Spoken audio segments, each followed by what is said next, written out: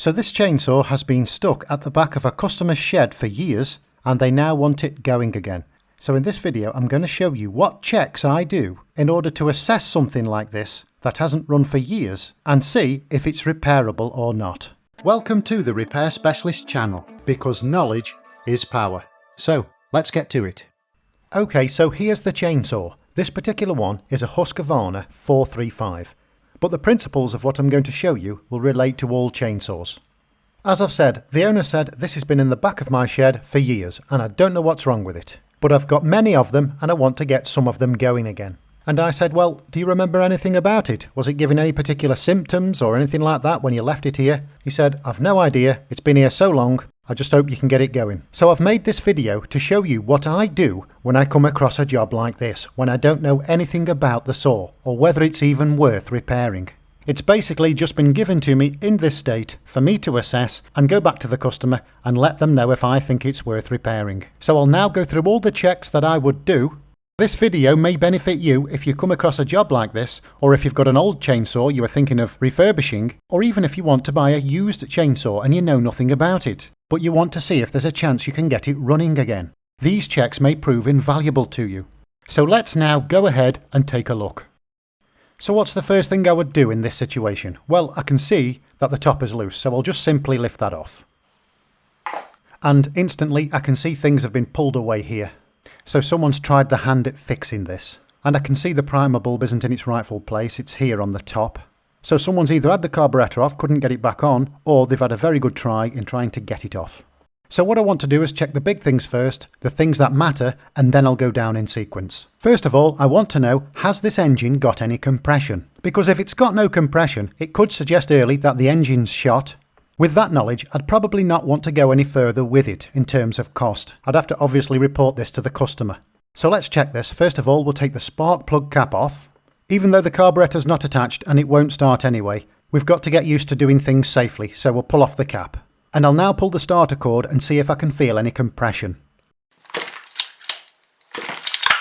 Absolutely, there's plenty of compression there. So that's one of my first checks, ticked off well. Next, I want to look at the internal parts of the engine and make sure there's nothing damaged in there, no score marks.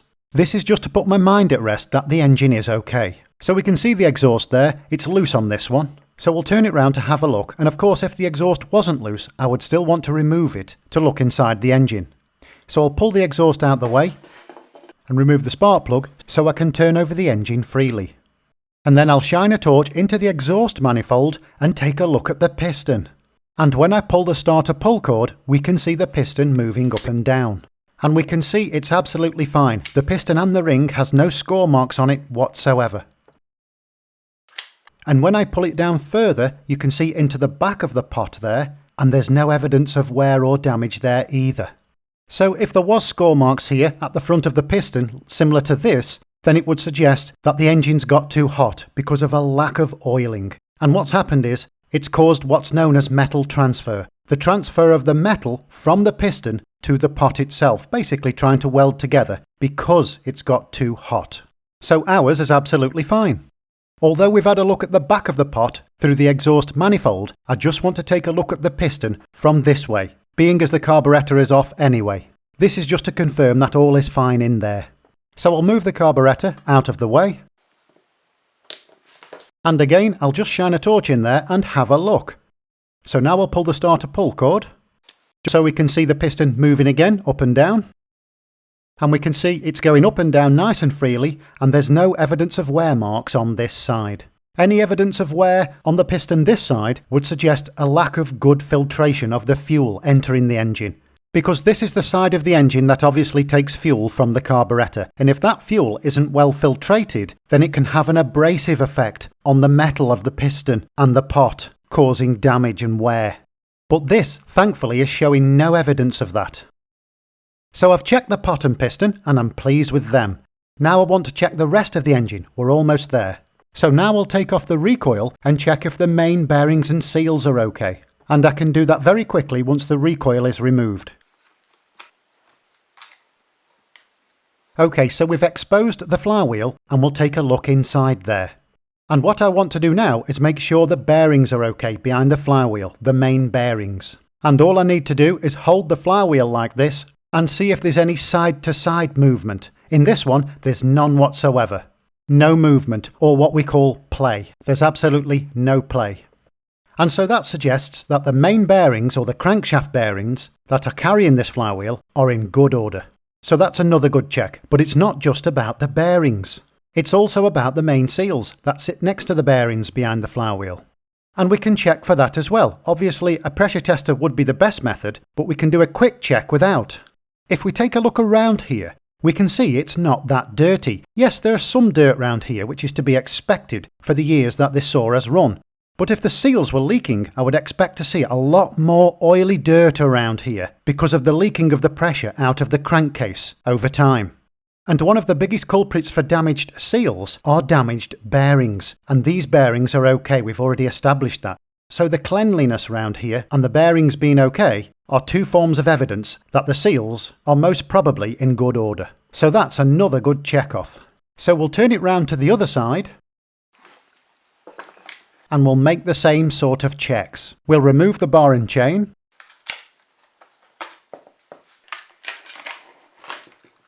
Okay, so it's a little more dirty here, but we expect this on this side because we have bar oil that works within here, so it's going to make it dirty like this. So I want to make sure that the clutch side of the crankshaft has no movement, no play in it either. So I'll take the centre there, I won't take the outer part of the clutch, because the outer part of the clutch will have a little play in it, but as long as it's not too much, that's fine. So I'll take the end of the crankshaft there, that little tiny bit, and I'll try and move it from side to side, and there's no play there whatsoever, no movement. So now I've done my main checks. Doing these checks would make me more confident in wanting to repair this machine, because if the engine or mains were in need of repair, that would most certainly be the most costly, and not to mention the most time-consuming to repair. What I would do next is see if the ignition coil is at least creating a spark. So then we'll at least have some idea of whether it's working or not. Obviously, this is a very basic test without any testing equipment, but we'll start by taking out the spark plug and placing it back in the spark plug cap. Making sure the on-off switch is in the on position, then we'll ground out the bottom of the spark plug on the top of the pot and pull the starter pull cord, the simple spark test.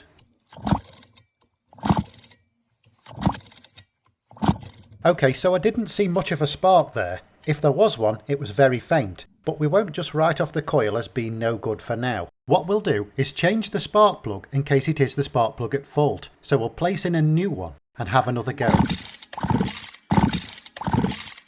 And we did indeed see a spark with this plug. So with that, I'd be inclined to say that the coil's okay. So now it's lesser things like, let's take a look at the sprocket. I can see under the sprocket there, I can see the teeth are okay. There is some slight wear on them, but I've seen much worse than this. This isn't too bad whatsoever, in my opinion. So I'm pleased with that. So we'll look at this system here. Though the primer bulb's been loose, it looks like it's okay. It's actually holding some fuel in it. Although it's all been taken off, nothing looks like it's damaged. So that's okay. And the fuel pipes look okay.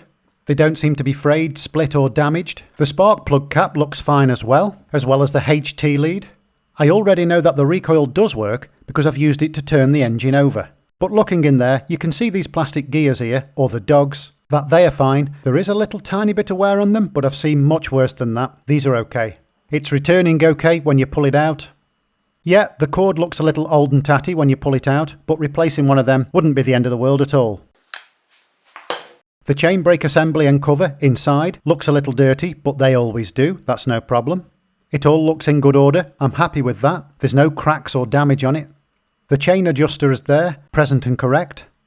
And then I'd have a really good visual check, making sure that there were no cracks anywhere, nothing broke off. I can see it's a little rough and tatty, but there's no damage around there. The fuel caps are all present and correct. The handle's okay, and the trigger. This handle's okay as well. The chain brake handle looks okay. And so my attention now would go to the carburetor. And I don't see why there'd be any problem with the carburetor. Personally, I would just strip it down, give it a clean and check the diaphragms, which is something I will be doing. And then we'll take a look at the exhaust and we'll take a look inside the exhaust because they can get blocked, but this is okay, it's quite clear. We've got the inlet manifold system here. Just make sure that there's no breaks in these. Little tiny airline fractures in these can make you believe that there's something wrong with the carburetor, or indeed the engine, when it's in fact the manifold. Because drawing any air in between the carburetor and the engine will play havoc with the fuel-to-air mixture. Okay, so now let's take a look at the bar and chain. Well, we can see by the chain it's got plenty of room there for more sharpening.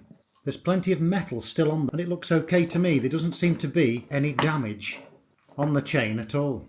So I think that chain's okay. And then we've got the bar itself, and what I try to look for on the bar is to feel like this, to see if there's a lip facing this way, a lip of metal. There isn't any there as such at all. Because if there's a lip of metal facing this way, a sharp lip, then it suggests that the bar has worn down quite a bit. But I can tell this hasn't worn down. You've got the sprocket there at the end. The bearings in there seem to be okay. It's turning okay. So overall, the bar looks okay. Now, what I like to do as well is look down the bar and see if it looks straight. And that does indeed look very straight. And as we're looking down the bar, we need to check that both of the sides are level with each other. Meaning we're checking to see if one side has worn down further than the other. In this case, they're both around about equal. They're not bad at all. So that's a good bar as well.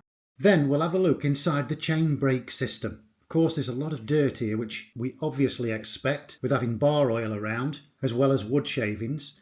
But if we look here, we can see the mechanism itself. And it doesn't look like there's any damage to the chain brake. That looks okay.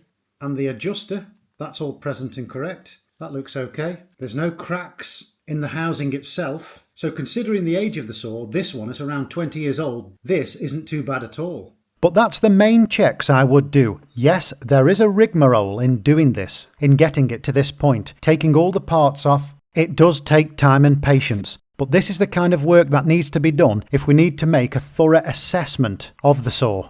Especially if there's nothing that the customer can tell you about it. No symptoms, no previous usage, etc. Again, it could be something that's been stuck in the back of a shed for a few years and you want to get it going, or someone's asked you to do so, or it might be one you want to buy. I'm not saying the person you're buying it off would want you to take it to pieces like this. I'm just saying that to make an as thorough and accurate assessment as possible, we do need to put this sort of work in to do so. So the only way to have as much confidence as possible that the chainsaw is okay before you start spending lots of money on it, as well as your valuable time and effort, then this really is the sort of thing that's best being done. And while some might think it's going overboard, I know now, with as much confidence as possible, that I will put my time and effort in to repair this chainsaw. I know it will be worth it. And I can tell you now that my customer will be pleased that I've put this detailed effort in to give them the best description as possible about the condition of their machine. So anyone who thinks it's going too far, please imagine yourself being the customer and receiving such a detailed analysis. Okay, so this video was only about the checks I would do, and so I hope you've gained something from it, and I want to thank you so much for watching through to the end, and I'll be back soon.